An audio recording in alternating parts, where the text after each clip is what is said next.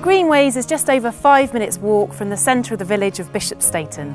The village has lots of local amenities and even its own vineyard, which I'm told is a really nice place to go for lunch.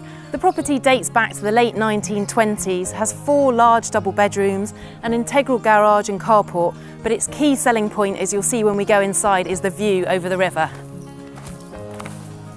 So the first thing you notice when you come in is just the high ceilings and then these lovely oak floors. And that's one of the things that I love most about houses of this era, is just all of these lovely features.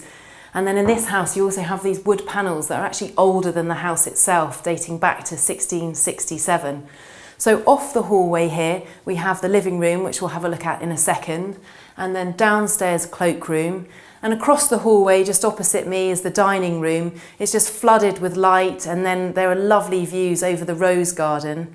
And then as we go through towards the kitchen, we have the study, again lovely and light, that room, and a very good size. And then we have a bathroom downstairs, but there's also one upstairs as well, so great to have 2 if you've got guests staying. But we'll go through to the kitchen. So the thing that you notice most when you come in the room is just the sheer size of it, and that's the same with all the rooms in this house.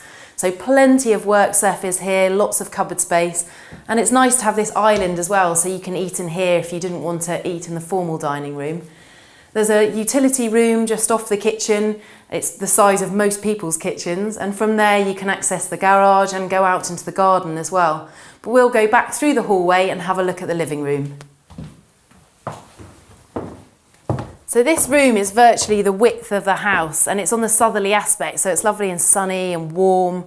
And then you just have those views over the garden to the river beyond, so you could just sit here and look at those all day. I really like the fact that you have 2 defined areas in the living room, divided only by this archway here.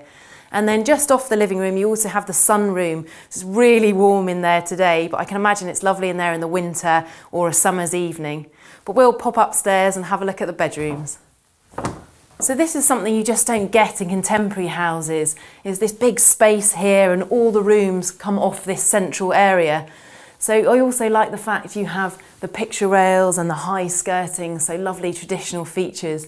But we'll start our way round from this side. So we have the double bedroom, which has lovely views over an area of garden just next to the driveway. Then we have a laundry room and the shower room, but there's also, as I said, another bathroom up here as well. So it's a traditional layout at the moment, but you could knock the 2 through and have a very grand contemporary bathroom. And then continuing round the hallway, we have another double. It's set up as a twin at the moment. I really like the original radiator in there, and then you've got the old-fashioned sink as well. And then we come to the first of the doubles on the south-facing side, dual aspect with views over the garden and the nice recess behind the bedhead. And then as we come through towards the master bedroom, we have this little room which would make an ideal dressing room. So if you were to have that as a dressing room, you would knock through here, but it would also make an ideal ensuite. But it's just the view that makes this room, and that window just framing it, so panoramic across the river, and then lovely views of the garden as well, and that's where we'll head to next.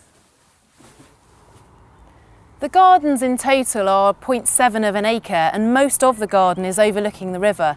There's a vegetable patch, a pond, and it's just beautifully planted. And the location of the house is good too, because it's on the outskirts of the village, and yet you have neighbours either side, so it's not isolated.